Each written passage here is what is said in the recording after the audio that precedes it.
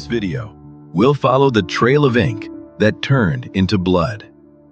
We'll open the conspirators' correspondence, examine Cicero's anxious letters, and compare Plutarch's moral portrait of Brutus to Cassius Dio's cold narrative of the Ides.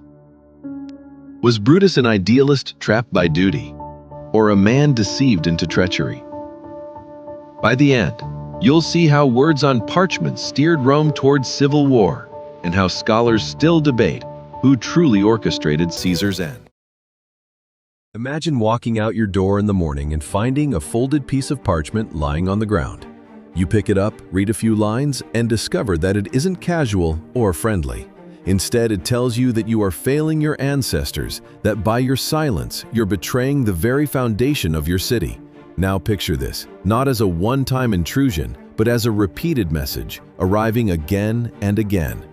For Marcus Brutus, this wasn't fiction. Anonymous letters appeared at his residence, each urging him to take a stand before Caesar crowned himself king, and each raising the same haunting idea. Rome's liberty was slipping away, and he, of all men, had the duty to stop it.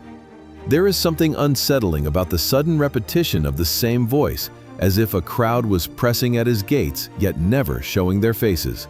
The Senate was already buzzing with unease after Caesar accepted the perpetual dictatorship months earlier.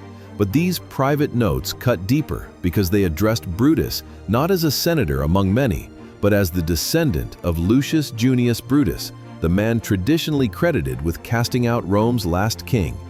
That name mattered in Roman politics like a weapon. Every reminder of it pulled Marcus closer to the thought that wavering now would dishonor his bloodline. We can ask, were these letters genuine expressions from citizens passing them under his door, or were they carefully forged by Cassius and his circle? Ancient sources leave us in the middle of this puzzle. Plutarch tells us directly that fellow conspirators arranged for the text to be scattered where Brutus would see them, an act of deliberate manipulation. Modern historians often point to this anecdote as evidence that the supposed groundswell of public outrage may have been exaggerated. What this shows is that whether the documents sprang from true civic alarm or from partisan craft, they worked on Brutus because they touched his pride and fear of failing his heritage. Think of his position. Julius Caesar had been generous to Brutus, pardoning him after the Civil War and giving him honors. To reject Caesar was not only dangerous, but also personally painful. A bond existed, almost paternal.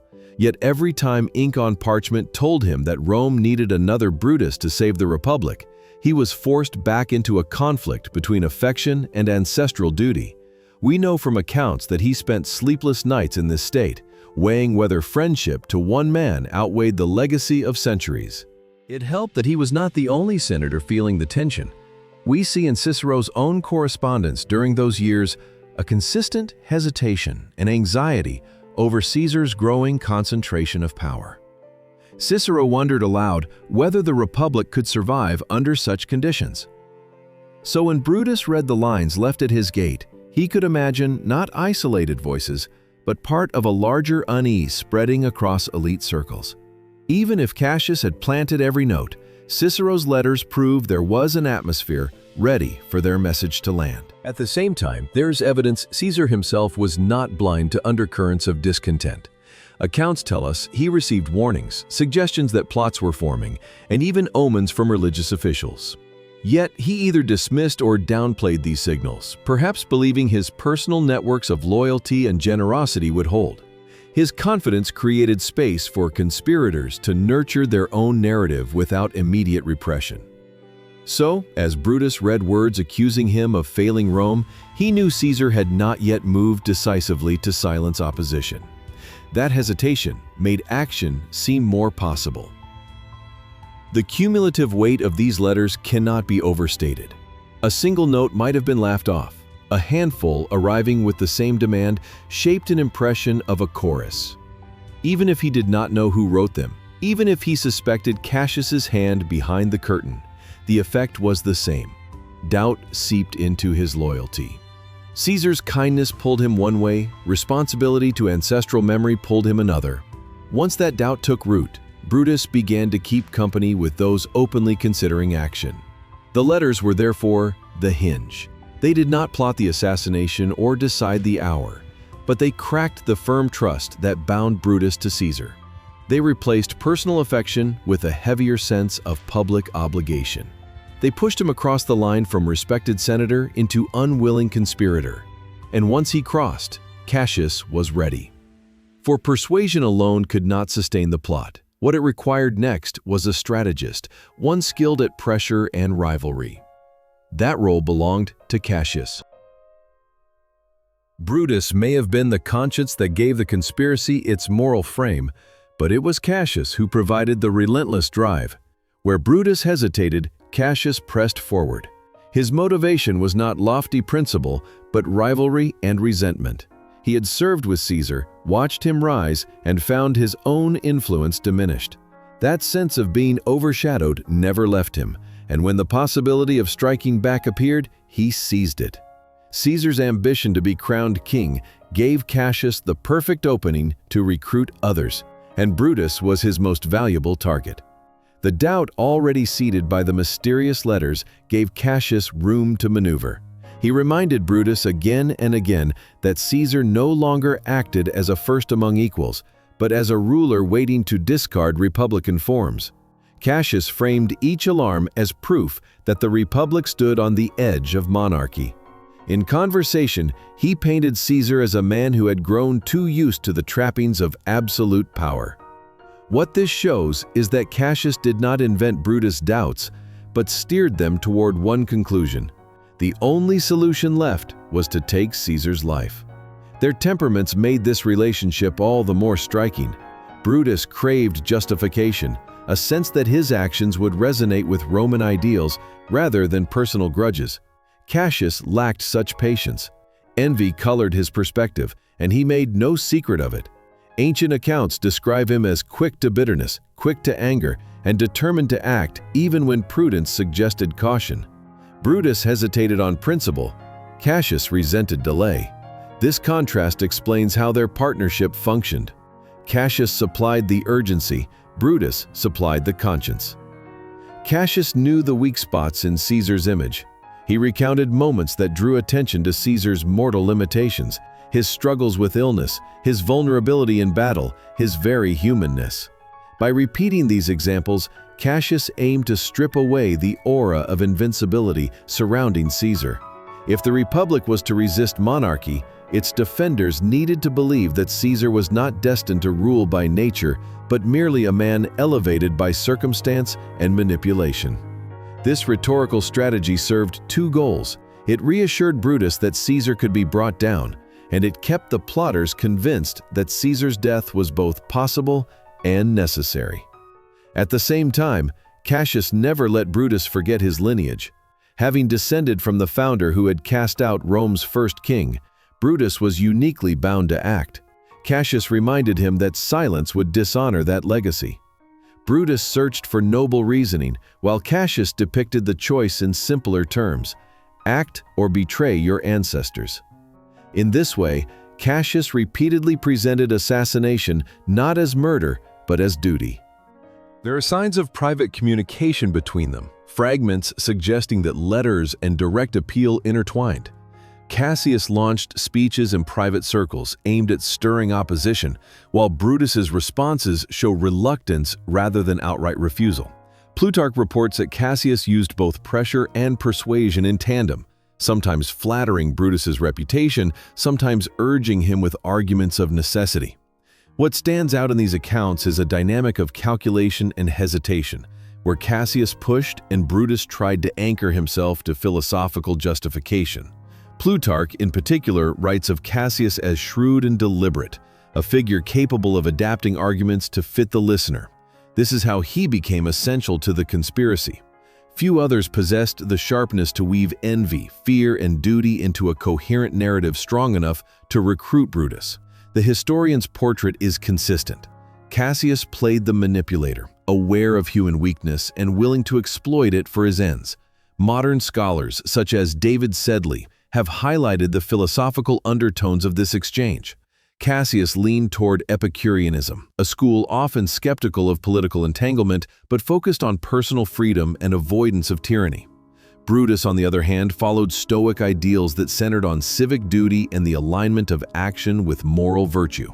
Their philosophical differences made their alliance uneasy, yet this very tension produced the balance Cassius hoped for.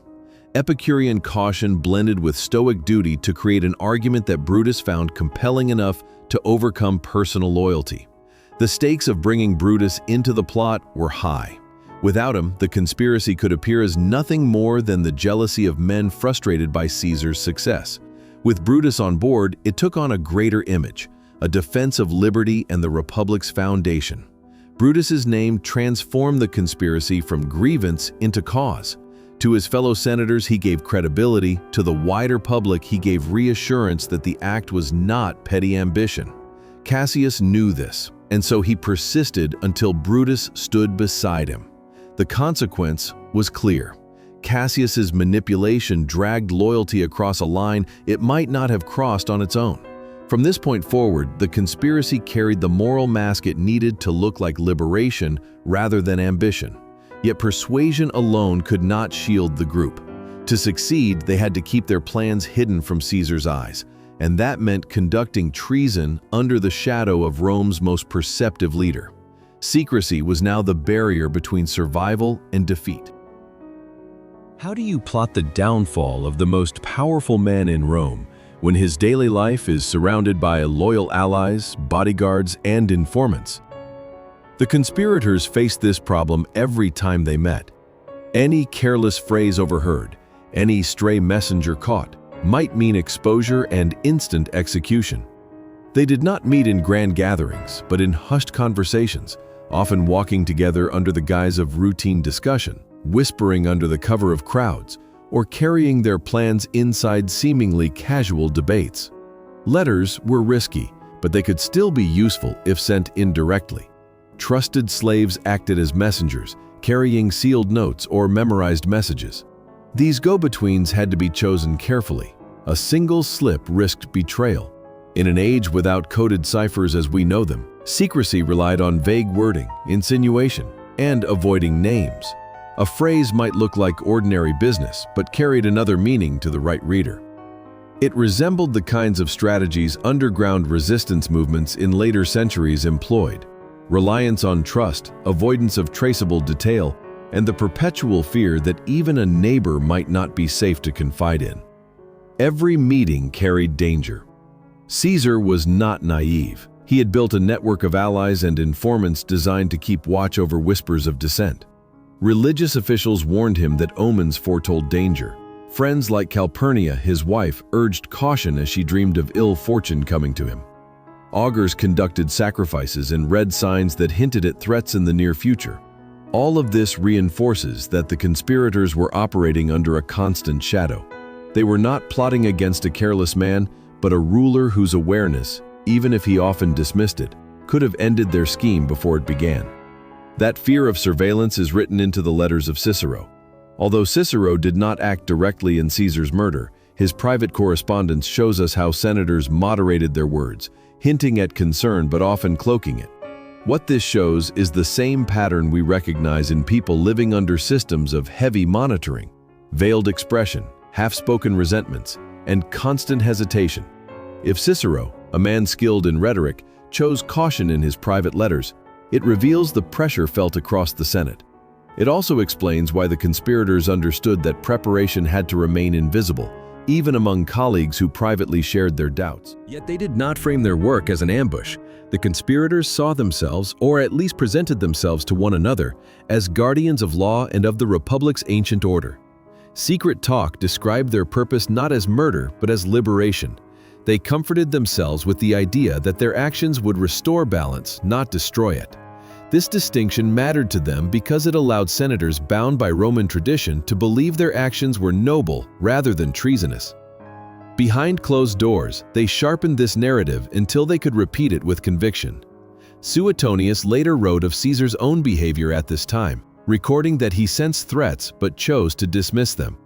This is telling. It suggests that Caesar's confidence in his fate, or perhaps his fatigue with constant warnings, created an opening. He could ignore signs of danger because he believed he had tamed his rivals with kindness and clemency.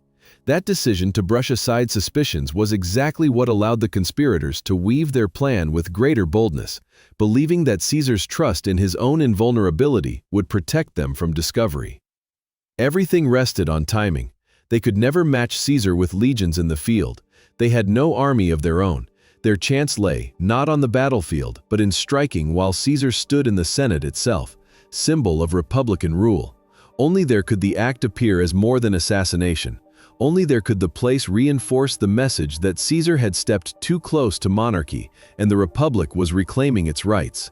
The walls of the Senate would mask violence with symbolism. That choice of setting was deliberate.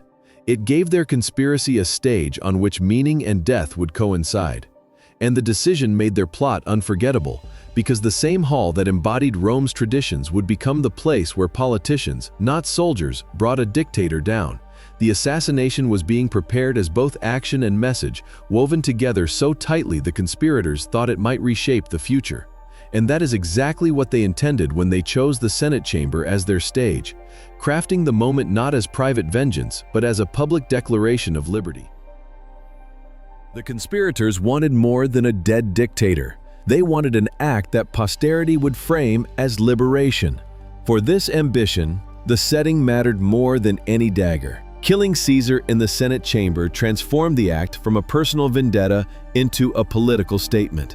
The space itself carried centuries of heritage, the same Curia where Rome's laws were debated, where tradition guarded against monarchy. To spill blood there was to claim an inheritance. Rome's founders had expelled kings, their descendants would not allow a new one to rise. But there was risk in this stagecraft. Within those walls stood not a cheering public, but colleagues, men who weighed every action with suspicion. If the attack seemed rash, or if the killers appeared too gleeful, their carefully constructed narrative would collapse into the appearance of jealous ambition. One misstep and the conspirators would not look like liberators at all. They would appear as murderers chasing power under the guise of principle. The pressure on Brutus was immense, because his presence offered the only guarantee that the optics would hold. Without his restraint, Cassius's raw hostility might poison the gesture. Accounts of that day varied depending on the source. Dio places emphasis on the crowding of senators who surrounded Caesar with petitions, disguising the sudden, lethal turn. Suetonius focuses on Caesar's stubborn refusal to heed warnings, telling of omens ignored and loyalty misplaced. Plutarch paints the scene with a more personal eye, noting the shock onlookers felt when Brutus, the man bound to Caesar by kindness and obligation, struck alongside the rest. These details differ, yet they share a core. The assassins timed their strike to turn a debate chamber into a stage for martyrdom and defiance.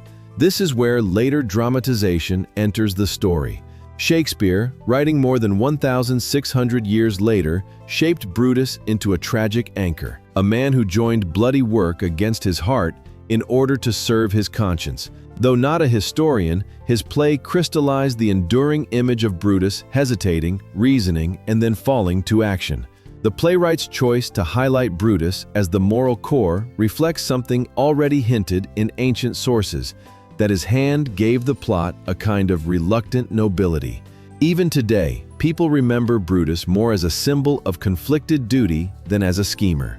There are signs that Brutus himself worked carefully to moderate Cassius's sharper instincts. Plutarch records that Cassius once suggested also killing Antony, eliminating further threats at once. But Brutus resisted. His reasoning was that excess violence would make their cause appear vindictive rather than patriotic.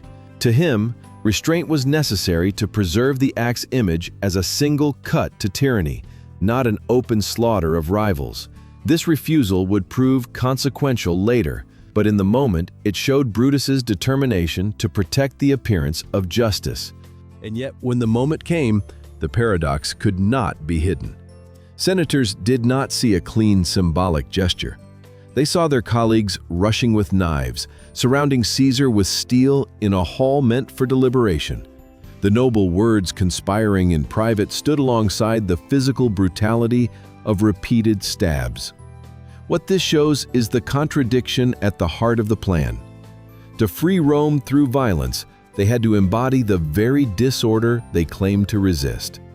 The sight of Caesar struggling, of panic spilling across the marble, told its own story, no matter how carefully Brutus wished to cast it. Still, in their minds, they struck not for envy, but for freedom.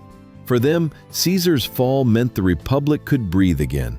Killing him in the Senate was meant to declare that no man, however beloved, however powerful, stood above the traditions of collective rule. This clarity in their conviction explains why they acted despite enormous personal risk. They convinced themselves that history would interpret the day as a restoration of liberty. The effect, however, slipped from their control the moment Caesar lay dead. Blood on the Curia floor filled the chamber with shock rather than resolve. Colleagues fled, unsure whether to accept this as liberation or recoil from it as horror. That uncertainty opened a vacuum of authority, and it was into that space that the next chapter unfolded. The conspirators left believing they had staged a republic's rescue. What they had in fact staged was a public spectacle that invited chaos. The assassination created not unity, but fracture. No speech from Brutus within those walls erased the memory of daggers in a supposed sanctuary of law. Instead of calm, Rome trembled, waiting for direction. And the one moment that would decide how the act was remembered came not in the Curia, but days later when Caesar's body was carried to his funeral.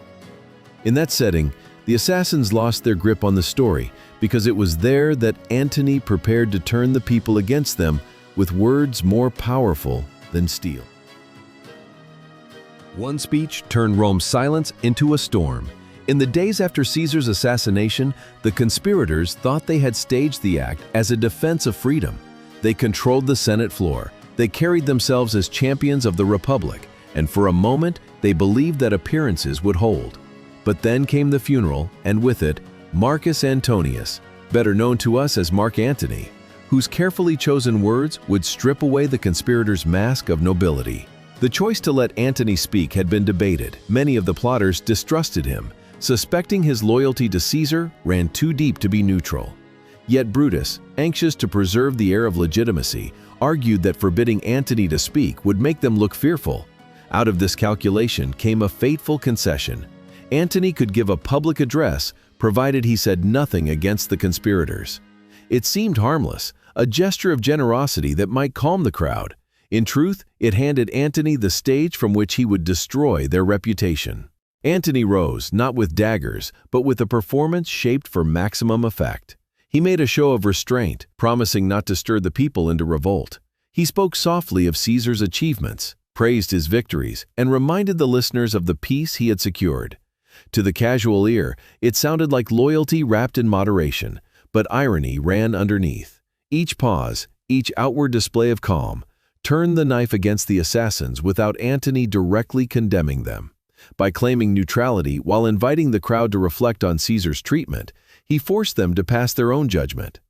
The most powerful moments came not from words alone, but from spectacle. Antony unveiled the wounds on Caesar's body, unfolding the bloody garment and pointing to each cut as if it were a voice in the debate. Every tear in the cloth was presented as testimony. Here, he suggested, you see Cassius strike. Here, Brutus' own blow. The crowd was not given a lecture, but a vision of betrayal embodied in fabric. What this shows is Antony's mastery of performance, turning the body of Caesar into a silent accuser before the people. Antony then shifted to Caesar's will. With great ceremony, he hinted at its contents before finally revealing that Caesar had left generous gifts to the citizens of Rome, money drawn from his estate, access to parks and gardens meant for public enjoyment. The dramatic reveal drew gasps. A leader whom the conspirators painted as grasping for kingly power had in his final will bestowed wealth and space upon the very people gathered before him. That contrast shattered the conspirators' narrative. The man depicted as tyrant emerged as benefactor, and his killers now seemed nothing but envious usurpers. Ancient accounts agree on the eruption that followed. Cassius Dio describes the mob swelling into fury, hurling accusations, and racing through the streets. Suetonius records the outbreak of riots, with citizens tearing benches from the forum to build a makeshift pyre for Caesar's body. Plutarch adds the detail of Antony's calculated sobs, his pauses at the right moment, his tone swinging between composure and grief. Taken together, these sources show how Antony's cunning refashioned one assassination into an act of betrayal in the imagination of Rome. The consequence was immediate and violent. The crowd surged against the homes of the conspirators, attempting to burn them. Riots spilled into the streets, pulling apart the fragile calm. The very men who called themselves liberators were branded villains by the people whose freedom they claimed to defend. Their explanation of noble duty evaporated under flames lit by Antony's speech.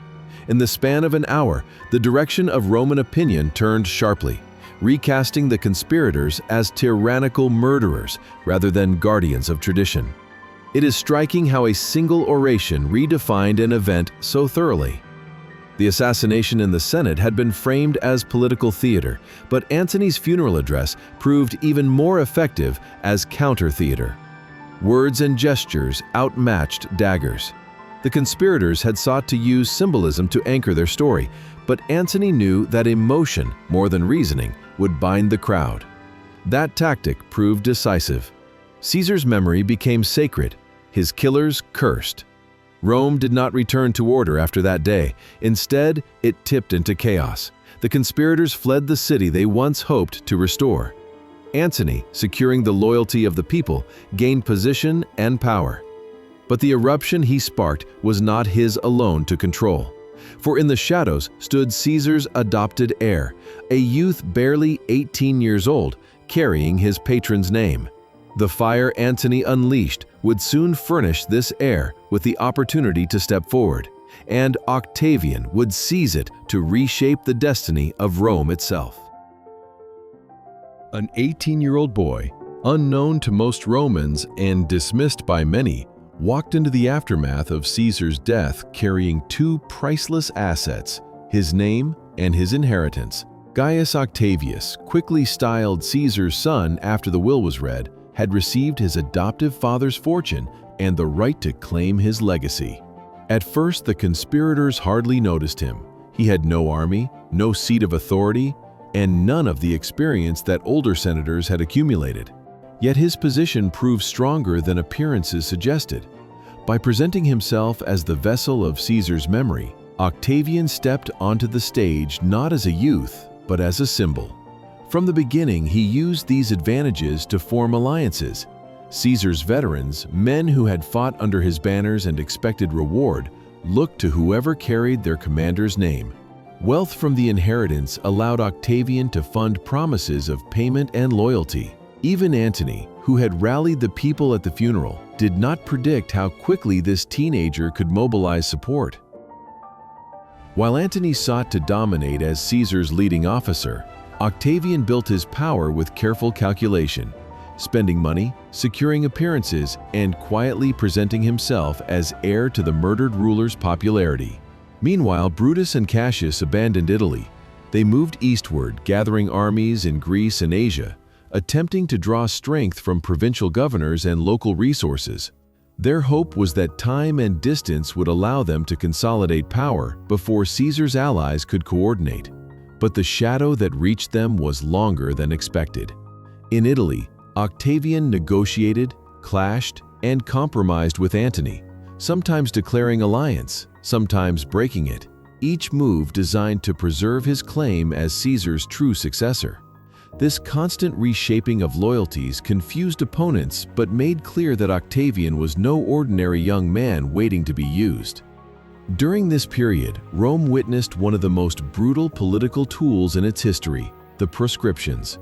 These were public lists posted for all to see, marking citizens as traitors or enemies, condemning them to death and confiscation of property.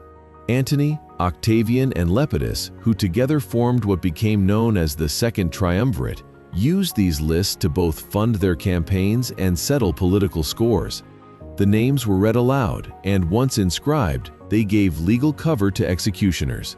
No courtroom, no trial, only a proclamation. Family ties did not guarantee protection. Even allies of Caesar who had crossed the triumvir's interests found themselves marked. Cicero's letters preserve a vivid sense of the terror. In his correspondence, he described the pressure, the rumors of who would appear next on the lists, the dread of footsteps at night. His own fate was sealed when Antony pushed for his inclusion, driven by personal hatred as much as strategy.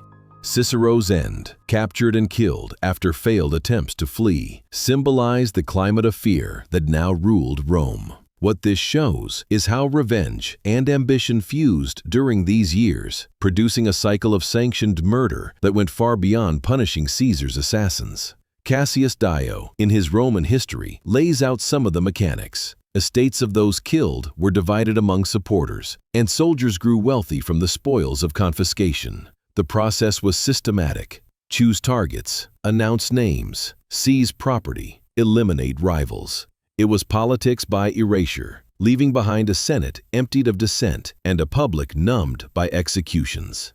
Dio underlines the efficiency with which Octavian and his partners enforced these measures, highlighting that what began as revenge soon operated as a mechanism of consolidation. Each list thinned opposition while strengthening the regime financially and militarily. Historians widely agree that the assassination had intended to safeguard the Republic, but instead destroyed it. In seeking to preserve liberty from a potential monarch, Brutus and Cassius created a power vacuum that allowed new monarchic power to emerge more fully. Their strike against one man opened the gates for an entire system of autocracy to be built. Octavian grasped opportunities formed by their act, and his ability to present vengeance as justice gave him legitimacy that brute force alone could not provide.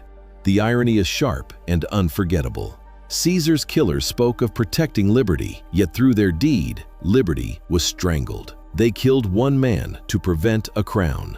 The result was decades of imperial system under Caesar's heir. What this shows is how violent action intended as preservation became the catalyst of transformation. Liberty killed Caesar, but Caesar's death killed liberty. From the long civil wars that followed, Octavian eventually emerged supreme. At Actium, he defeated Antony and Cleopatra. In Rome, he reorganized the state. By the time the Senate named him Augustus, he had fashioned himself not simply as Caesar's son, but as a ruler whose position overshadowed republican offices. The empire began with him, rising directly from the soil nourished by Caesar's assassination. Through this transformation, an 18-year-old claimed his place as the most dangerous weapon against Brutus and Cassius. By wielding inheritance, alliances, and calculated revenge, Octavian turned personal tragedy into political foundation. And yet, one question hangs over the story. In the conspiracy that began it all, was Brutus a leader shaping events, or just a noble facade that gave legitimacy to Cassius's ambition? A handful of anonymous letters was enough to push Brutus toward an act that toppled one of history's most powerful men. What this shows is that words can shape decisions more profoundly than weapons, because they pierce loyalty with doubt. So the question is left to you. Did the assassination preserve the Republic, even briefly, or did it simply speed its transformation into empire under Augustus? History reminds us that outcomes rarely turn on battles alone. They hinge on persuasion, on quiet manipulations, and on choices carried out in shadows long before the daggers appear in daylight.